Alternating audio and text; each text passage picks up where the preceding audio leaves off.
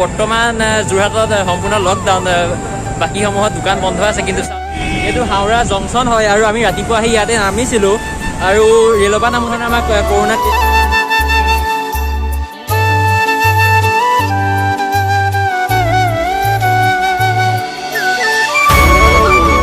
Hello' viewers, মই কৌস্তভ বৰাই আপোনালোকক ইউটিউব চেনেল ৰবীন্দ্ৰলৈ স্বাগতম জনাইছোঁ। ঘৰত আছোঁ, মাস্কখন খুলি লৈছোঁ আৰু এতিয়া মই যাম কলকাতা।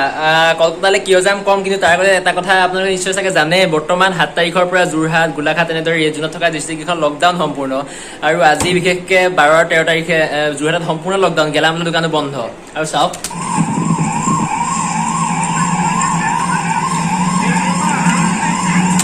এয়া পুৰা যোৰহাটত সেনাই ফ্লেগ মাৰ্চ কৰি আছে, চলাই আছে। আৰু এইটো সময়ত কেনেদৰে যাব পাৰোঁ নাজানো। এতিয়া সময় 9টা বাজিছে, আমাৰ 11টা বজাত ট্ৰেইন আছে মৰিয়নি জংচনৰ পৰা। আৰু যিহেতু ইণ্ডিয়ান ৰেলৱে টিকেট দিছে, সেইবাবে নিশ্চয় যাব পাৰিম, বাটত একো অসুবিধা হ'ব নালাগে। আৰু এতিয়া আমি ব'লক মৰিয়নিলৈ প্ৰথম যাম আৰু তাৰ পৰা এতিয়া সময় হৈ গ'ল 10:54 আৰু কিছু সময় পাছত ৰেল আহিব। আমি ভালে ভালে আহি মৰিয়নি জংচন পালোহি আৰু বৰ্তমান যোৰহাটত সম্পূৰ্ণ লকডাউন, বাকী সমূহত দোকান বন্ধ আছে। কিন্তু চাওক জংচনৰ পৰিৱেশ ইয়াত খোলা আছে। আৰু কিয় গৈ আছোঁ বা কাৰ লগত গৈ আছোঁ সকলো আপোনালোকক ক'ম, বহুত সময় আছে। কিন্তু আগতে মই ৰেলত বহি লওঁ। ৰেলৰ ভিতৰত চাওক বৰ্তমান যাত্ৰীৰ সংখ্যা বহুত কম, ভালেই কথা। মই অলপ শুই লওঁ, আজি বেছি কথা নাপাতোঁ। কাইলৈ লগ পাইছোঁ, আপোনালোক শুব নালাগে, ভিডিঅ'টো কণ্টিনিউ কৰক।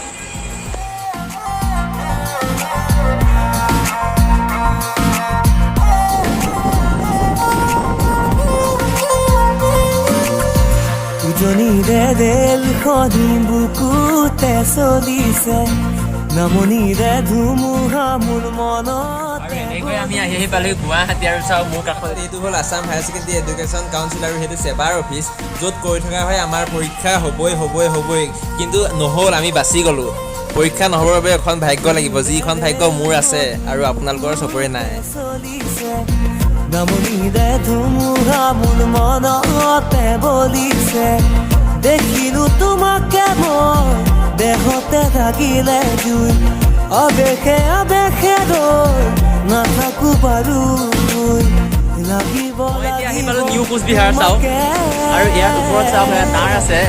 অসমৰ পৰা ইয়ালৈকে এই নিউ কোচবিহাৰ ষ্টেচনলৈকে ইলেক্ট্ৰিকত নচলে, ডিজেল ইঞ্জিনত চলে ৰেলখন। আৰু ইয়াত আগৰ ইঞ্জিনটো চেঞ্জ কৰি দিয়ে আৰু ইয়াৰ পৰা ৰেলখন ইলেক্ট্ৰিকত চলে।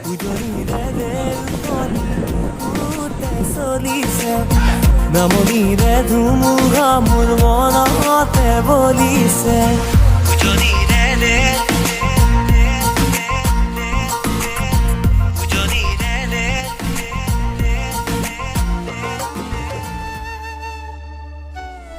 Good morning from Howrah junction.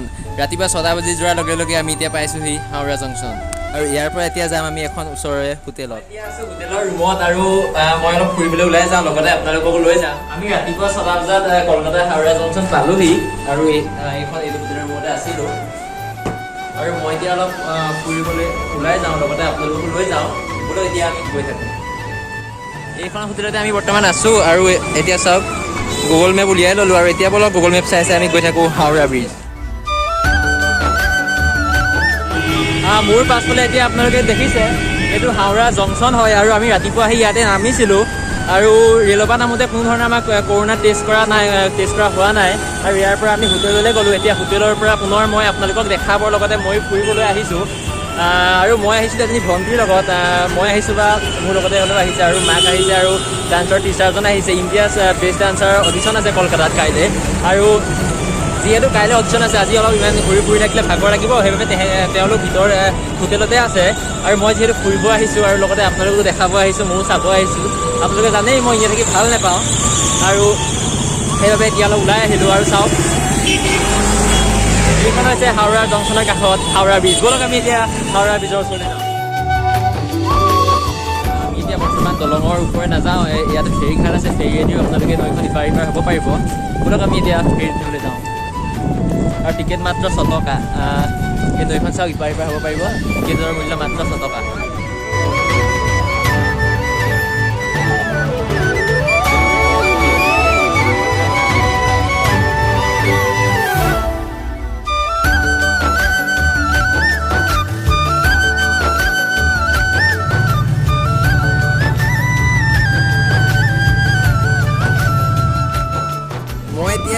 কলকাতাৰ এটা ফেৰী ষ্টেচন ষ্টেচনটোৰ নাম কি নাজানো ফেৰীত উঠিবলৈ মন গ'ল কাৰণে 6 টকা দি হাওৰাৰ পৰা ইয়ালৈ উঠি আহিলোঁ মোৰ পিছফালে দেখিছে সেইখনে হৈছে হাওৰা ব্ৰিজ আৰু যোনখন আছে হুগলী ৰিভাৰ ওপৰত অৰ্থাৎ গংগা নৈৰ ওপৰত আৰু মই এতিয়া আছোঁ কলকাতাত আৰু ইপাৰে হাওৰা এতিয়া পুনৰ মই তালৈ যাম কিন্তু বৰ্তমান ৰেপিড' এখন বুক কৰি লওঁ ৰেপিড' বা উবেৰ আৰু তাৰ পৰা কলকাতাৰ পৰা খোজকাঢ়ি যাম হাওৰা চাওক সেইখন হ'ল ৱেষ্ট বেংগলৰ হাওৰা আৰু এখন কলকাতা ৱাও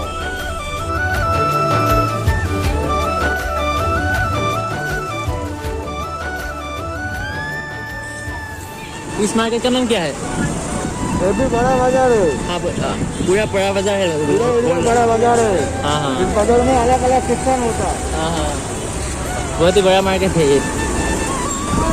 ये ऐसा मार्केट है हाँ हाँ जहाँ से ऑल ओवर इंडिया में माल सप्लाई होता है हाँ यहाँ से हाँ हाँ ইয়াত আপোনালোকে ওপৰত যোনডাল কেবুল আৰু তলত থ্ৰী দেখিছে ইয়াত ট্ৰাম চলে কিন্তু বৰ্তমান সময়ত মানুহে ইয়াক কম ব্যৱহাৰ কৰিবলৈ লৈছে কাৰণ এখন সাধাৰণ গাড়ী বা টেক্সিতকৈ ইয়াৰ স্পীড বহু গুণে কম